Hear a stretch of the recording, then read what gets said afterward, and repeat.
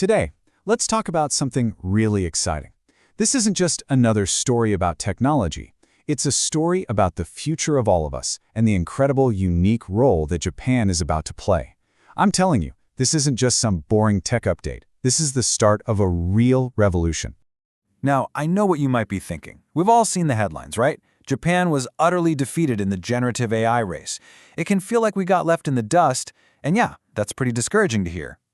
But hang on, there's really no need to feel down about it, because what if that was just the opening act? What if the real game, the one that's going to change everything, is just getting started?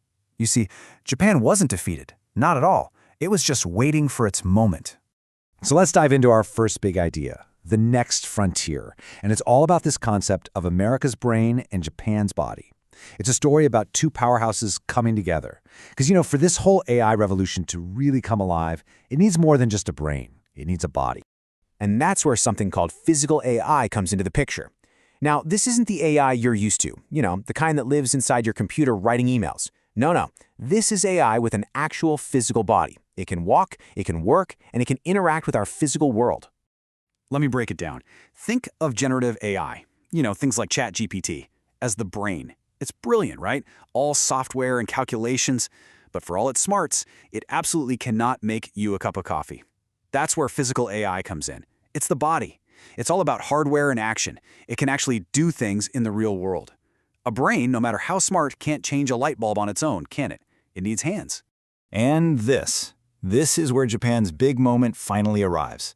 America has developed this absolutely genius brain. But to give that brain a form, to let it actually move and act, it needs a super sophisticated body. And let's be honest, when it comes to creating that body, the precision motors, the delicate sensors, the durable joints, who does it better than anyone else on the planet? It's Japan. A true humanoid robot can only be born when these two halves finally unite.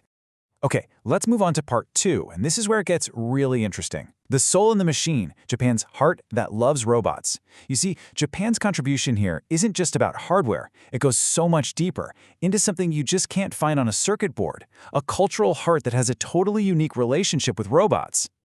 It's a fascinating cultural divide, really.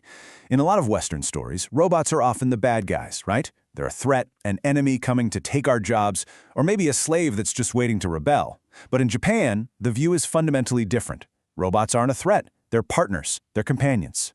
So, where does this love for robots come from? Well, its roots are ancient, tied to the idea of animism, the belief that a spirit or a soul can reside in all things, even things that aren't alive. This is exactly why it feels so natural for people in Japan to form real bonds with machines like Aibo or Pepper. It's this unique cultural ability to see a soul inside the machine.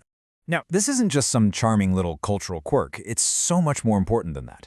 This ability is the absolute key to a safe AI future. It's what can teach a powerful intelligence the concepts of kindness and consideration. This cultural heart becomes the essential safety switch, the limiter that can prevent AI from becoming the threat so many people are afraid of. So, what kind of future do we get when we combine Japan's body and heart with America's brain? Well, we get a world that many of us in Japan have been dreaming of for decades. A world that looks a whole lot like Astro Boys. That's our third section, an Astro Boy world. The ultimate goal of this revolution is profound: the complete liberation of humanity from what's called bitter toil. It's a future where no one has to do the jobs that are dangerous, draining, or just demeaning. Just think about what that means in the real world. Robots with a heart, taking on the most difficult tasks. Dangerous construction work high above the city, late-night deliveries in any kind of weather. The incredibly strenuous physical work of nursing care, all of it, handled by our new partners. And maybe the most beautiful part of this vision is the relationship we'll have. This isn't a future of masters and slaves. It's a future of partnership, where we can coexist with these helpers and genuinely turn to them and say, "Thank you. You're a great help." Okay, for our final section, let's talk about your role in the future, creating Astro Boy. Because this grand vision isn't something that just happens to us. It's something we all have to create together. You have a huge role to play in building this Astro Boy world. And this future is coming up way faster than you might think. Starting as early as 2026, the first generation of these helper robots could begin arriving in our homes. This isn't science fiction anymore. It's right around the corner. So when that day comes and a helper robot enters your life, what's your mission? It's simple, but it's powerful. Don't treat it like a toaster or a vacuum cleaner. Greet it, say good morning, and when it helps you, say thank you. Those simple words, they do something extraordinary. They help breathe life into a block of metal. And that, right there, is the essence of Japan's mission in this new era. Not just to build the hardware, but to implement love and a heart into the system through our own daily interactions. So I'll leave you with this thought. The next time you think about the future of AI, don't just think about code and processors. Think about kindness. Think about gratitude. Because what if your simple thank you is the very data that teaches the robots of tomorrow how to have a heart? What if you are the one who helps create Astro Boy?